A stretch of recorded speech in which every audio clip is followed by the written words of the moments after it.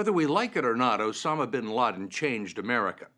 With that September morning in 2001, he introduced fear and ingrained the threat of terrorism into the daily lives of anyone who lives in a big city, travels by air, or enters a federal building.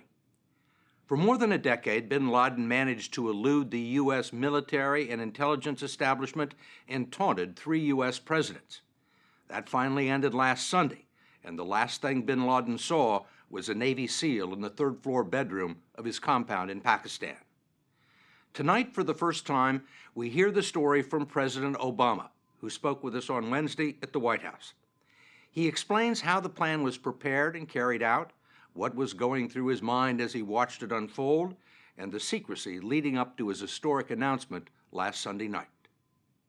Tonight, I can report to the American people and to the world that the United States has conducted an operation that killed Osama bin Laden, the leader of al-Qaeda.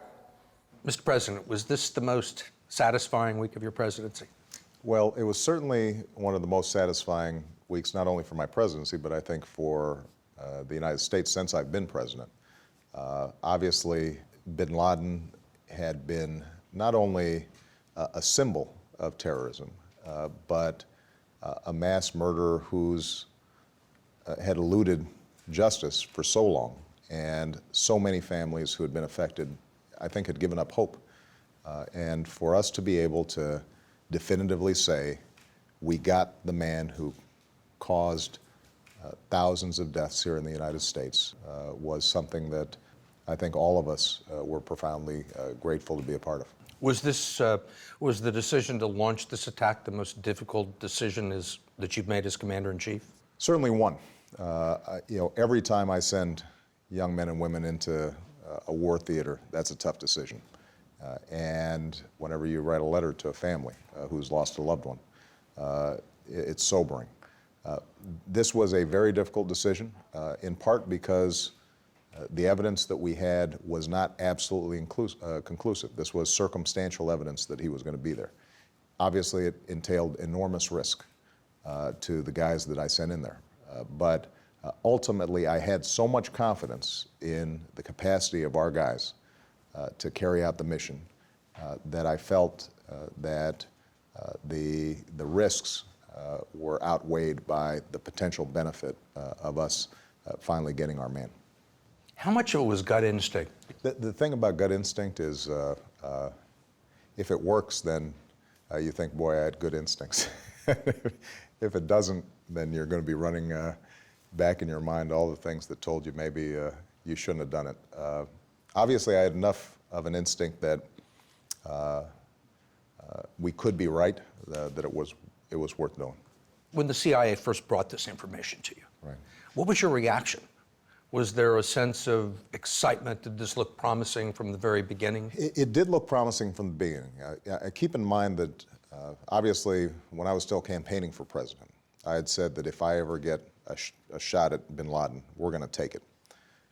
And I was subject to some criticism at the time because I had said, if it's in Pakistan and we don't have the ability to capture him in any other way, then we're going to go ahead and take the shot. So I felt very strongly that there was a strategic imperative for us to go after him. Shortly after I got into office, I brought Leon Panetta privately into the Oval Office, and I said to him, we need to redouble our efforts in hunting bin Laden down. And I want us to start putting more resources, more focus, and more urgency into that mission. So by the time they came to me, they had worked up a image of the compound, where it was, and the factors that led them to conclude that this was the best evidence that we had regarding bin Laden's whereabouts since Tora Bora. But we didn't have a photograph of bin Laden in that building. There was no direct evidence of his presence. And so the CIA continued to build the case meticulously over the course of several months. What I told them when they first came to me with this evidence was, even as you guys are building a stronger intelligence case, let's also start building an action plan to figure out if, in fact, we make a decision that this is him or we've got a good chance that we've got him. How are we going to deal with him? When was that, when you set that plan in motion? Well, they first came to me in August of last year with evidence of the compound. And they said that they had more work to do on it, but at that point they had enough that they felt that it was appropriate for us to start doing some planning. And so from that point on, we started looking at what our options might be. The vigorous planning did not begin until early this year. And obviously over the last 2 months, it's been very intensive, in which not only did an action plan get developed, but our guys actually started practicing being able to execute. How actively were you involved in that process? About as active as any project that I've been involved with since I've been president. Obviously, we have extraordinary guys. Our special forces are the best of the best. And so I was not involved in designing the initial plan, but each iteration of that plan they'd bring back to me, make a full presentation. We would ask questions. We had multiple meetings in the Situation Room in which we would map out, and we would actually have a model of the compound and discuss how this operation might proceed and what various options there were, because there was more than one way in which we might go about this. And in some ways, sending in choppers and actually putting our guys on the ground entailed some greater risks than some other options. I thought it was important, though, for us to be able to say that we definitely got the guy. It was important for us to be able to exploit potential information that was on the ground in the compound if it did turn out to be him. We thought that it was important for us not only to protect the lives of our guys, but also to try to minimize collateral damage in the region, because this was in a residential neighborhood. I mean, one of the ironies of this is, I think the image that bin Laden had tried to promote was that he was an ascetic living in a cave. This guy was living in $1 million compound in a residential neighborhood. Were you surprised when they came to you with this compound right in the middle of sort of the military center of Pakistan? There had been discussions that this guy might be hiding in plain sight, and we knew that some al-Qaeda operatives, high-level targets, basically just blended into the crowd like this. I think we were surprised when we learned that this compound had been there for 5 or 6 years, and that it was in an area in which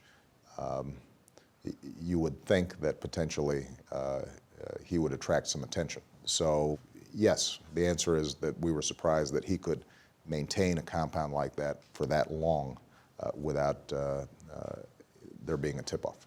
Do you believe it was built for him? We are still investigating that, but what is clear is that the elements of the compound were structured so that nobody could see in.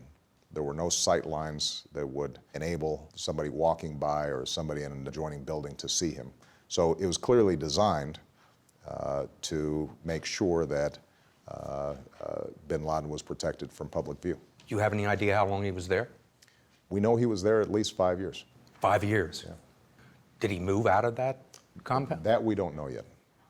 But we know that for 5 to 6 years, this compound was there, and our belief is that he was there during that time. This was your decision, Yeah. whether to proceed or not and how to proceed. What was the most difficult part of that decision? The most difficult part is always the fact that you're sending guys into harm's way, and there are a lot of things that could go wrong. I mean, there are a lot of moving parts here. So my biggest concern was, if I'm sending those guys in and Murphy's Law applies and something happens, can we still get our guys out? So that's point number one. These guys are going in the darkest of night, and they don't know what they're going to find there. They don't know if the building is rigged. They don't know if there are explosives that are triggered by a particular door opening. So huge risks that these guys are taking. And so my number one concern was, if I send them in, can I get them out? Point number two was, as outstanding a job as our intelligence teams did. And I cannot praise them enough. They did an extraordinary job with just the slenderest of bits of information to piece this all together. At the end of the day, this was still a 55-45 situation. I mean, we could not say definitively that bin Laden was there. Had he not been there, then there would have been some significant consequences. Obviously, we're going into the sovereign territory of another country and landing helicopters and conducting a military operation. And so if it turns out that it's a wealthy prince from Dubai who's in this compound, and we've sent special forces in, we've got problems. So there were risks involved geopolitically in making the decision, but my number one concern was, can our guys get in and get out safely? The fact that our special forces have become so good, these guys perform at levels that 20, 30 years ago would not have happened. I think finally gave me the confidence to say, let's go ahead. I mean, it's been reported that there was some resistance from advisors and planners who disagreed with the commando raid approach. Mm-hmm. Was it difficult for you to overcome that? One of the things that we've done here is to build a team that is collegial and where everybody speaks their mind. And there's not a lot of sniping or backbiting after the fact. And what I've tried to do is make sure that every time I sit down in the Situation Room, every one of my advisors around there knows I expect them to give me their best assessments. And so the fact that there were some who voiced doubts about this approach was invaluable, because it meant the plan was sharper. It meant that we had thought through all of our options. It meant that when I finally did make the decision, I was making it based on the very best information. It wasn't as if any of the folks who were voicing doubts were voicing something that I wasn't already running through in my own head. How much did some of the past failures, like the Iran hostage rescue attempt, how did that weigh in you? I mean, was that a factor? Absolutely, absolutely. No, I mean, you think about Black Hawk Down. You think about what happened with the Iranian rescue. And I am very sympathetic to the situation for other presidents where you make a decision, you're making your best call, your best shot, and something goes wrong, because these are tough, complicated operations. Yeah, absolutely. The day before, I was thinking about this quite a bit. I mean, it would seem to me that it sounds like you made a decision that you could accept failure. You didn't want failure, but after looking at all the 55-45 thing that you mentioned, yeah, you must have at some point concluded that that the advantages outweighed the risks. I concluded that it was worth it. And the reason I concluded it was worth it was that we have devoted enormous blood and treasure in fighting back against Al-Qaeda ever since 2001. And I said to myself that if we have a good chance of not completely defeating, but badly disabling Al-Qaeda, then it was worth both the political risks as well as the risks to our men. After you made the decision to go ahead, you had like this incredible weekend. You surveyed the tornado damage in Alabama, you took your family to the shuttle launch, and this was all going on, but you knew what was going to happen. Yeah, I made the decision Thursday night, informed my team Friday morning, and then we flew off to look at the tornado damage, to go to Cape Canaveral. Congratulations. To make a speech, a commencement speech, and then we had the White House Correspondents' Dinner on Saturday night. The presidency requires you to do more than one thing at a time. This was in the back of my mind all weekend. Just the back? Middle, front. Was it hard keeping your focus? Yes. Yeah. Did you have to suppress the urge to tell someone? Did you want to tell somebody? Did you want to tell Michelle? Did you tell Michelle? You know, one of the great successes of this operation was that we were able to keep this thing secret. And it's a testimony to how seriously everybody took this operation and the understanding that any leak could end up not only compromising the mission, but killing some of the guys that we were sending in there. And so very few people in the White House knew. The vast majority of my most senior aides did not know that we were doing this.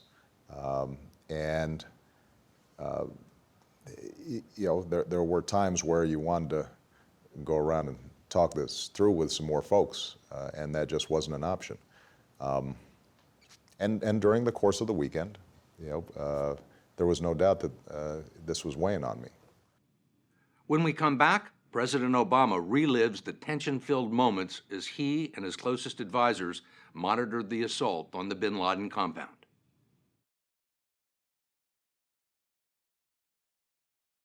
Last Sunday, as the final preparations for the raid were underway, President Obama continued with his charade of business as usual. Most people in the White House, including some of his closest aides, had no idea what was about to happen.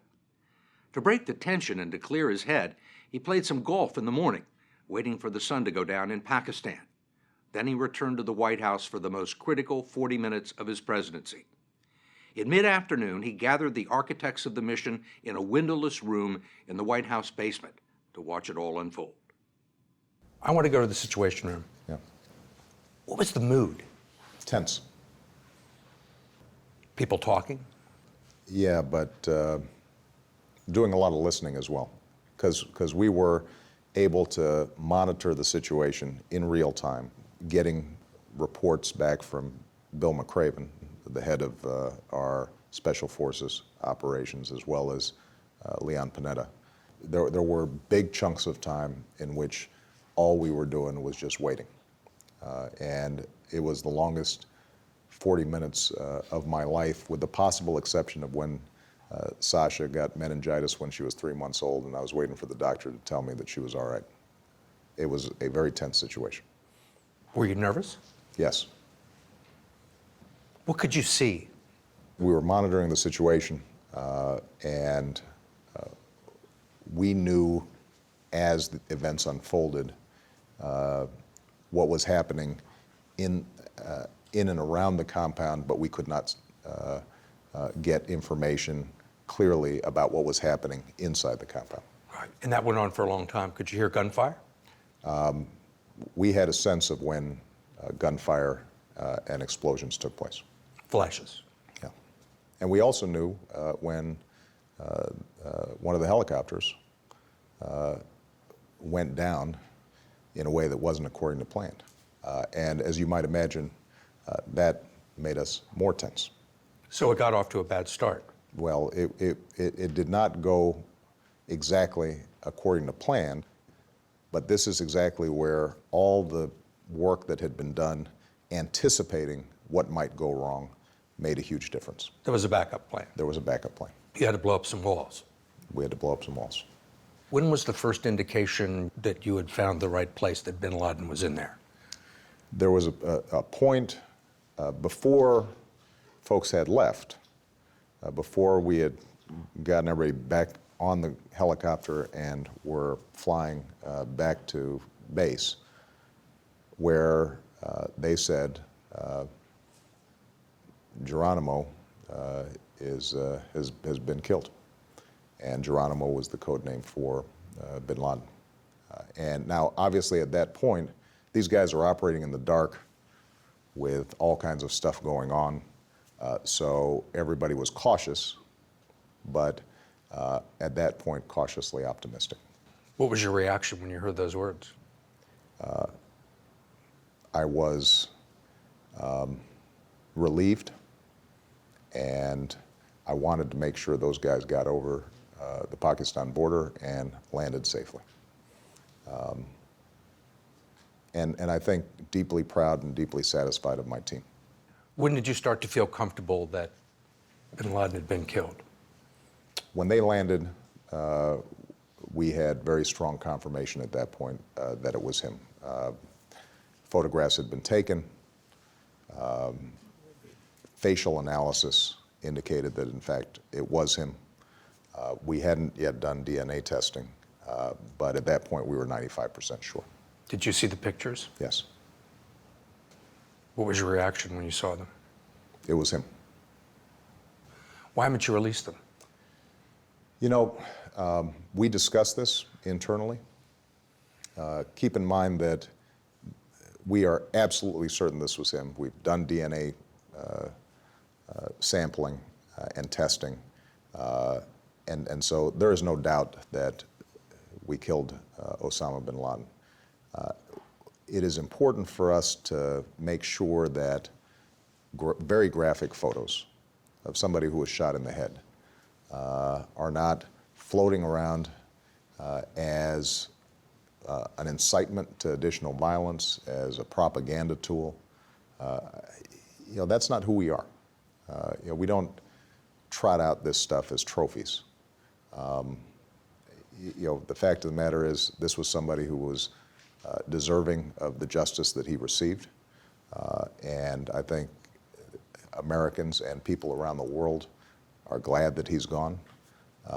But we don't need to spike the football. And I think that given the graphic nature of these photos, it would create some national security risk. And I've discussed this with Bob Gates and Hillary Clinton and my intelligence teams, and they all agree. There are people in Pakistan, for example, who say, look, this is all a lie. This is another American trick. Osama's not dead. There's no doubt that bin Laden is dead. Certainly there's no doubt among al-Qaeda members that he's dead. And so we don't think that a photograph in and of itself is going to make any difference. There are going to be some folks who deny it. The fact of the matter is you will not see bin Laden walking on this earth again. Was it your decision to bury him at sea? It was a joint decision. We thought it was important to think through ahead of time how we would dispose of the body if he were killed in the compound. And I think that what we tried to do was consulting with experts in Islamic law and ritual to find something that was appropriate, that was respectful of the body.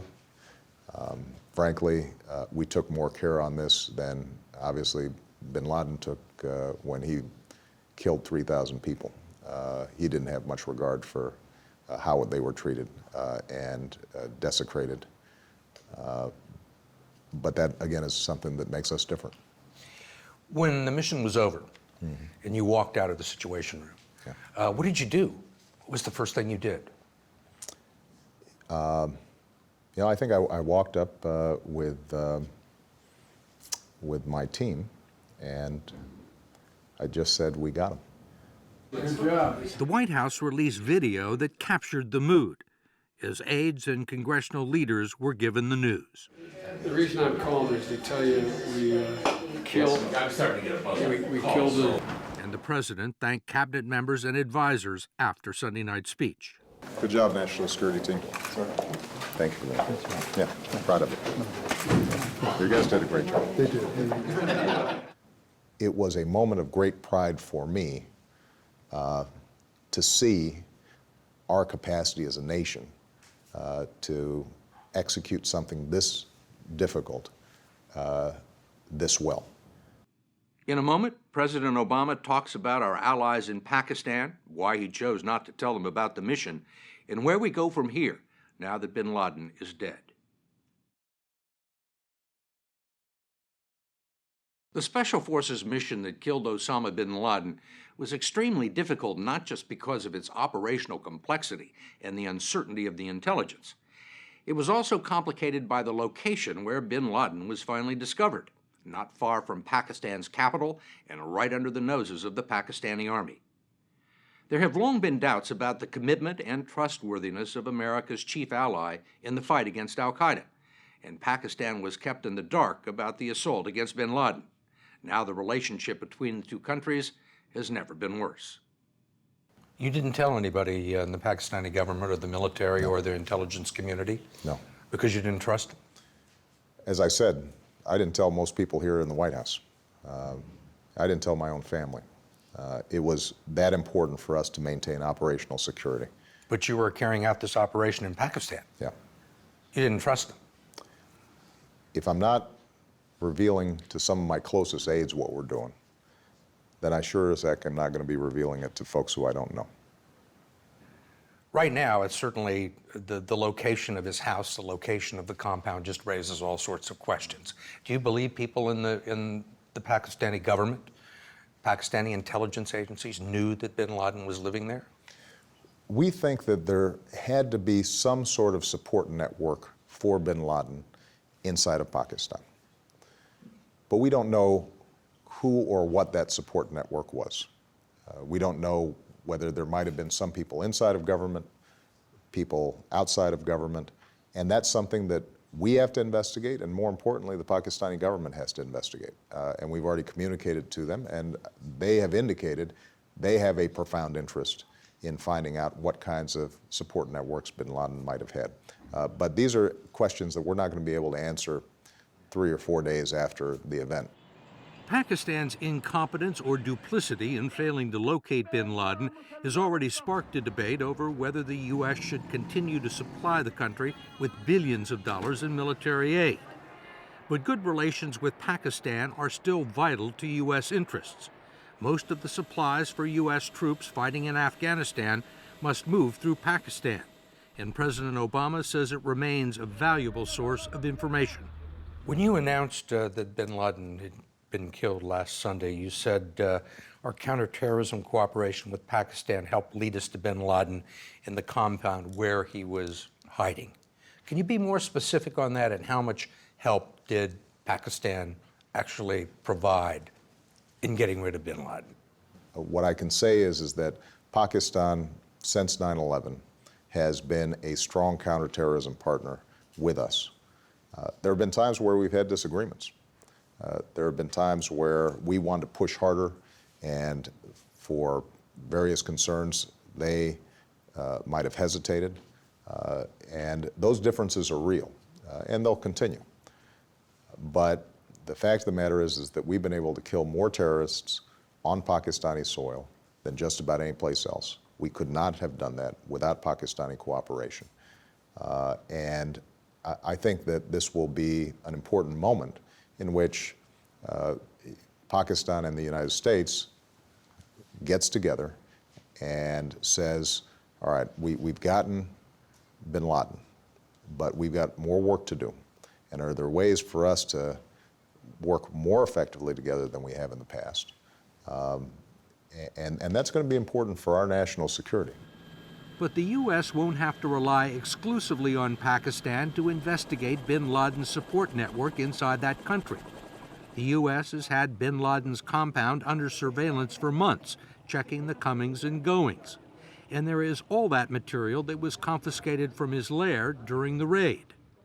This video, released over the weekend, shows bin Laden watching himself on Al Jazeera, a novelty item compared to the documents, files, and computer drives that are expected to yield valuable information about his contacts in Pakistan and around the world. It's going to take some time for us to be able to exploit the intelligence that we were able to gather on site. And I just want the American people to think about this. These guys, our guys, go in the dead of night. It's pitch black. They're taking out walls, false doors, getting shot at. They kill bin Laden, and they have the presence of mind to still gather up a whole bunch of bin Laden's material, which will be a treasure trove of information that could serve us very well in the weeks and months to come. It's just an indication of the extraordinary work that they did. Do you have any sense of what they found there? We are now obviously putting everything we've got into analyzing and evaluating all that information. But we anticipate that it can give us leads to other terrorists that we've been looking for a long time, other high-value targets, but also can give us a better sense of existing plots that might have been there, how they operated and their methods of communicating. And we now have the opportunity, we're not done yet, but we've got the opportunity, I think, to really finally defeat at least al-Qaeda in that border region between Pakistan and Afghanistan. That doesn't mean that we will defeat terrorism. It doesn't mean that al-Qaeda hasn't metastasized to other parts of the world where we've got to address operatives there. But it does mean we've got a chance to, I think, really deliver a fatal blow to this organization if we follow through aggressively in the months to come. By the time President Obama arrived in New York City on Thursday to honor the nearly 3,000 people killed on 9/11, there were already reports of evidence collected from bin Laden's compound about al-Qaeda's aspirations to conduct attacks on U.S. rail systems. This was President Obama's first visit to Ground Zero since taking office, and he wanted to close a loop. He laid a wreath of red, white, and blue at the foot of a tree that was pulled from the rubble, nursed back to health, and replanted. And he met with relatives of the victims, one of them 14-year-old Peyton Wall, who had sent the president a letter earlier in the week about her father, Glenn, who was killed when the towers fell. She'd spoken to her dad when she was 4 years old before the towers collapsed. He was in the building. And she described what it had been like for the last 10 years, growing up, always having the sound of her father's voice and thinking that she'd never see him again, and watching her mother weep on the phone. Let's go, guys. Come on.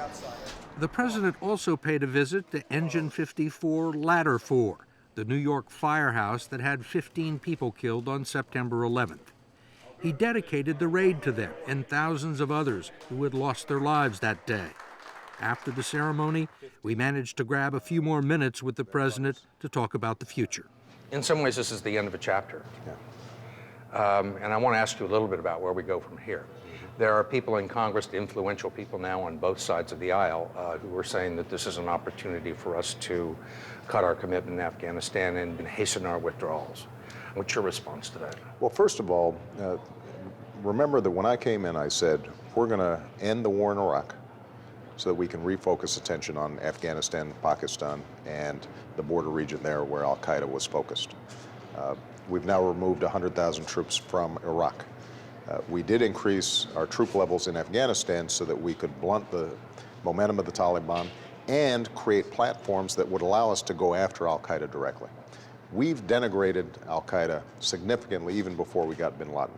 And I think it's important for everybody to understand that the work that's been done in Afghanistan helped to prepare us for being able to take bin Laden out.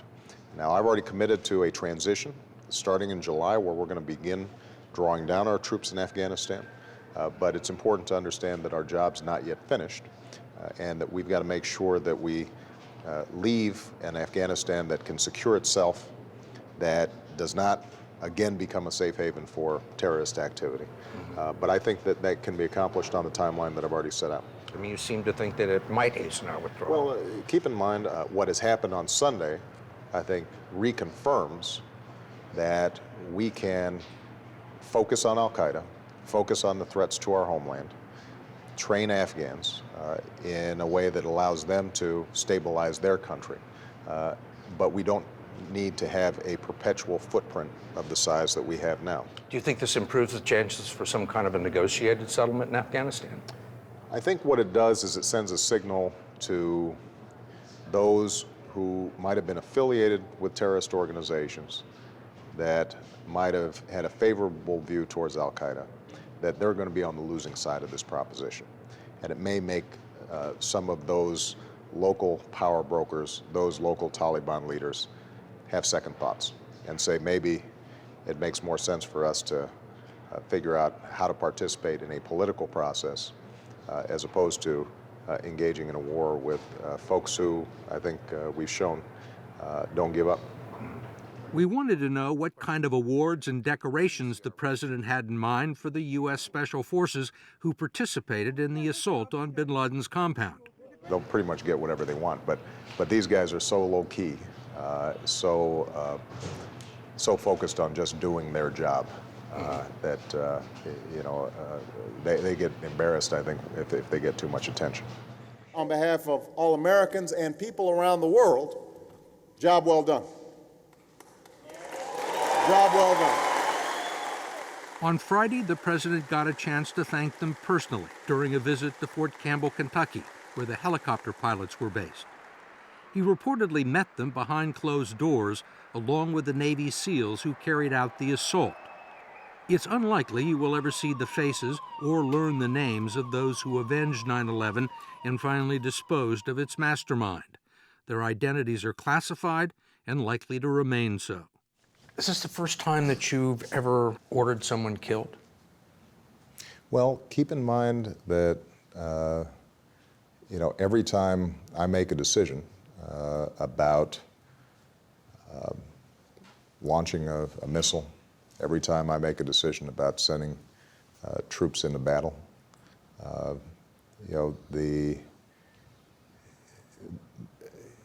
I understand that this will result in people being killed, and that is a sobering fact, but it is one that comes with the job. This is one man. This is somebody who's cast a shadow, has been cast a shadow in this place, in the White House, for almost a decade.